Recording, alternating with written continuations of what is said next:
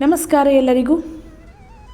ಶ್ರೀ ವರಮಹಾಲಕ್ಷ್ಮಿ ವ್ರತದ ಮಹಾತ್ಮೆಯ ಕಥೆಯನ್ನು ನಾನೀಗ ತಮ್ಮೆದುರು ಹೇಳಲಿಕ್ಕಿದ್ದೇನೆ.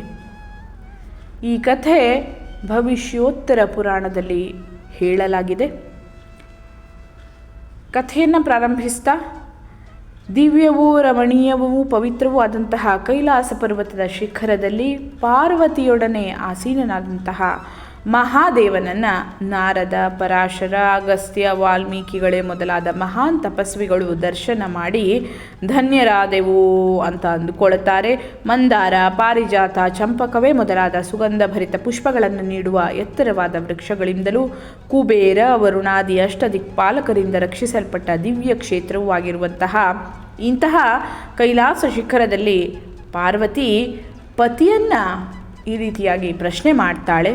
ಹೇ ಸ್ವಾಮಿ, ಸಕಲ ಲೋಕಗಳ ಹಿತಚಿಂತಕನೂ ರಕ್ಷಕನೂ ಆಗಿರುವ ನೀವು ನಮಗೆ ರಹಸ್ಯವೂ ಮಂಗಳಕರವೂ ಆದಂತಹ ವೃತವೊಂದನ್ನು ತಿಳಿಸಿ ಅಂತ ಆಕೆ ಕೇಳುತ್ತಾಳೆ. ಆಗ ಸದಾಶಿವ ಈ ರೀತಿಯಾಗಿ ಹೇಳುತ್ತಾನೆ. ವ್ರತಗಳಲ್ಲೆಲ್ಲ ಶ್ರೇಷ್ಠವಾದ ವ್ರತವೆನಿಸಿ ಸಕಲ ಸಂಪತ್ತು ಸೌಭಾಗ್ಯಗಳನ್ನು ಶೀಘ್ರದಲ್ಲಿಯೇ ದಯಪಾಲಿಸುವ ವರಲಕ್ಷ್ಮಿ ವ್ರತ ಹೊಂದಿದೆ. ಶ್ರಾವಣ ಮಾಸದ ಶುಕ್ಲ ಪಕ್ಷದಲ್ಲಿ ಕೊನೆಯ ಶುಕ್ರವಾರದಂದು ಈ ವ್ರತವನ್ನು ಆಚರಿಸಬೇಕು. ಸೌಭಾಗ್ಯ ಮಂಗಳ ಕಾರ್ಯಗಳನ್ನು ಬಯಸುವ ಉತ್ತಮ ಸ್ತ್ರೀಯರು ಇದನ್ನು ಆಚರಿಸಿದರೆ ನಿಶ್ಚಿತವಾಗಿಯೂ ಉತ್ತಮ ಫಲ ದೊರೆಯುತ್ತದೆ ಅಂತ ಸದಾಶಿವ ಹೇಳುತ್ತಾನೆ. ಪಾರ್ವತಿ ಸದಾಶಿವನು ಆಡಿದಂತಹ ಈ ಮಾತಿಗೆ ಮುಂದೆ ಕೇಳ್ತಾಳೆ. ಸ್ವಾಮಿ, ಈ ವ್ರತ ವಿಧಿವಿಧಾನಗಳೇನು, ಹೇಗೆ ಆಚರಿಸಿದರೆ ದೇವಿಯು ಪ್ರಸನ್ನಳಾಗ್ತಾಳೆ, ಇದನ್ನು ದಯವಿಟ್ಟು ನನಗೆ ತಿಳಿಸುವಂಥವರಾಗಿ ಅಂತ ಪ್ರಶ್ನೆಯನ್ನು ಮಾಡ್ತಾಳೆ ಆಕೆ. ಆಗ ಸದಾಶಿವ ಪ್ರಸನ್ನಚಿತ್ತನಾಗಿ ಈ ರೀತಿಯಾಗಿ ಹೇಳುತ್ತಾನೆ.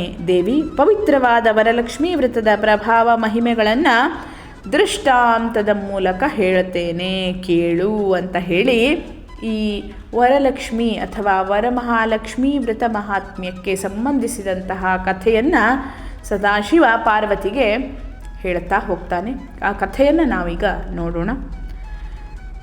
ಸಂಪದ್ಭರಿತವೂ ಸಮೃದ್ಧವೂ ಆದ ಕುಂಡಿನವೆಂಬ ಪಟ್ಟಣದಲ್ಲಿ ಚಾರುಮತಿ ಎಂಬ ಬ್ರಾಹ್ಮಣ ಸ್ತ್ರೀಯೊಬ್ಬಳು ಪತಿವ್ರತೆಯು ಸಕಲ ಶಾಸ್ತ್ರಜ್ಞಳೂ ಆಗಿದ್ದಳು.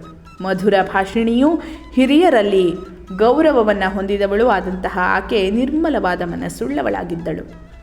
ಒಂದು ದಿನ ಆಕೆಗೆ ಒಂದು ದಿವ್ಯವಾದ ಸ್ವಪ್ನ ಬೀಳ್ತದೆ.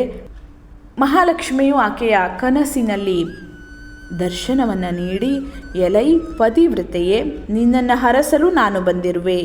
ಪತಿಭಕ್ತಿ ಪರಾಯಣೆಯೂ ಅತ್ತೆ ಮಾವಂದಿರ ಶುಶ್ರೂಷೆಯಲ್ಲಿ ನಿರತಳೂ ಆದ ನಿನ್ನ ಸದಾಚಾರಕ್ಕೆ ನಾನು ಮೆಚ್ಚಿದ್ದೇನೆ. ಶ್ರಾವಣ ಮಾಸದಲ್ಲಿ ಹುಣ್ಣಿಮೆಗೆ ಮೊದಲು ಬರುವ ಶುಭಕರವಾದ ಶುಕ್ರವಾರದಂದು ನನ್ನನ್ನು ವಿಶೇಷವಾಗಿ ಪೂಜಿಸು. ನಿನ್ನ ಇಷ್ಟಾರ್ಥಗಳು ನಿಶ್ಚಯವಾಗಿಯೂ ನೆರವೇರುತ್ತವೆ ಅಂತ ಕನಸಿನಲ್ಲಿ ಕಾಣಿಸಿಕೊಂಡಂತಹ ಮಹಾಲಕ್ಷ್ಮಿ ತಾಯಿ ಆಕೆಗೆ ಹೇಳುತ್ತಾಳೆ. ಚಾರುಮತಿ ಆಗ ಹೇಳುತ್ತಾಳೆ, ಹೇ ಮಾತೆ, ಜಗನ್ಮಾತೆಯೂ ಪುಣ್ಯ ಸ್ವರೂಪಳೂ ಆದ ನೀನು ಭಕ್ತರಿಗೆ ಎಂದು ಒಳ್ಳೆಯದನ್ನೇ ಮಾಡುತ್ತಿರುವೆ. ವಿಷ್ಣುವಿನ ವಕ್ಷಸ್ಥಲದಲ್ಲಿ ಸದಾ ವಾಸಿಸುವ ನೀನು 3 ಲೋಕಗಳಲ್ಲಿಯೂ ಸ್ತುತಿಸಲ್ಪಟ್ಟವಳಾಗಿರುವೆ. ನಿನ್ನ ಕರುಣಾ ಕಟಾಕ್ಷಕ್ಕೆ ಪಾತ್ರರಾದವರೇ ಧನ್ಯರು, ಅವರೇ ಮಾನ್ಯರು, ಸ್ತೋತ್ರ ಮಾಡಲು ಯೋಗ್ಯರು. ಅವರಿಗೆ ಸಕಲ ಸೌಭಾಗ್ಯಗಳು, ಪುತ್ರ ಪೌತ್ರಾದಿ ಸೌಖ್ಯವೂ ಪರಮಜ್ಞಾನವೂ ಲಭಿಸುತ್ತದೆ. ಹೇ ಜಗಜ್ಜನನಿ ಹರಿಪ್ರಿಯೆ, ನನ್ನ ಪೂರ್ವಜನ್ಮ ಸುಕೃತದಿಂದಲೇ ನಿನ್ನ ದರ್ಶನ ಭಾಗ್ಯ ಇಂದು ನನಗಾಯಿತು ಅಂತ ಹೇಳಿ ಆಕೆ ಭಕ್ತಿಯಿಂದ ಸ್ತೋತ್ರವನ್ನು ಮಾಡ್ತಾಳೆ. ವರಮಹಾಲಕ್ಷ್ಮೀ ದೇವಿಯು ಆಕೆಗೆ ಮಂಗಳಕರವಾದಂತಹ ವರಗಳನ್ನು ಕೊಟ್ಟು ಅಂತರ್ಧಾನಳಾಗ್ತಾಳೆ. ಸ್ವಪ್ನದಿಂದ ಎಚ್ಚೆತ್ತಂತಹ ಚಾರುಮತಿ ತುಂಬ ಸಂತೋಷವನ್ನು ಹೊಂದುತ್ತಾಳೆ, ಆನಂದಪೂರಿತಳಾಗ್ತಾಳೆ. ಆಕೆ ಮತ್ತೆ ನಿದ್ರಿಸದೆ ಸೂರ್ಯೋದಯಕ್ಕೆ ಮುಂಚೆಯೇ ಎದ್ದು ಸ್ನಾನವನ್ನು ಮುಗಿಸಿ ತನ್ನ ಸ್ವಪ್ನ ವೃತ್ತಾಂತವನ್ನು ಬಂಧುಗಳೊಡನೆ ಸಂತೋಷದಿಂದ ಹೇಳಿಕೊಳ್ತಾಳೆ. ಅವರೆಲ್ಲರೂ ಅದನ್ನು ಕೇಳಿ, ಚಾರುಮತಿಯೇ, ನಿನ್ನ ಸ್ವಪ್ನ ತುಂಬ ಶುಭ್ರವಾದುದು. ಆ ಶುಭ ದಿನದಂದು ನಾವೆಲ್ಲರೂ ಭಕ್ತಿಯಿಂದ ಮಹಾಲಕ್ಷ್ಮಿ ವ್ರತವನ್ನು ಆಚರಿಸೋಣ ಅಂತ ಹೇಳುತ್ತಾರೆ.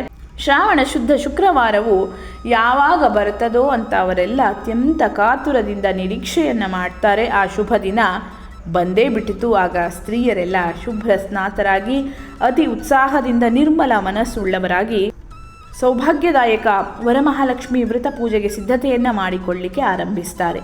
ಪೂರ್ಣ ಕಲಶದಲ್ಲಿ ಆಲದ ಬಳ್ಳಿ ಹೊಸ ಅಕ್ಕಿಗಳನ್ನು ತುಂಬಿ ವರಲಕ್ಷ್ಮಿಯನ್ನು ಆವಾಹಿಸಿ ಶ್ರದ್ಧಾಭಕ್ತಿಗಳಿಂದ ಪದ್ಮಾಸನೆ ಪದ್ಮಕರೆ ಸರ್ವಲೋಕೈಕ ಪೂಜಿತೆ ನಾರಾಯಣ ಪ್ರಿಯೇ ದೇವಿ ಸುಪ್ರೀತಾ ಭವ ಸರ್ವದಾ ಈ ರೀತಿಯಾಗಿ ಪ್ರಾರ್ಥನೆಯನ್ನು ಮಾಡಿಕೊಳ್ತಾರೆ.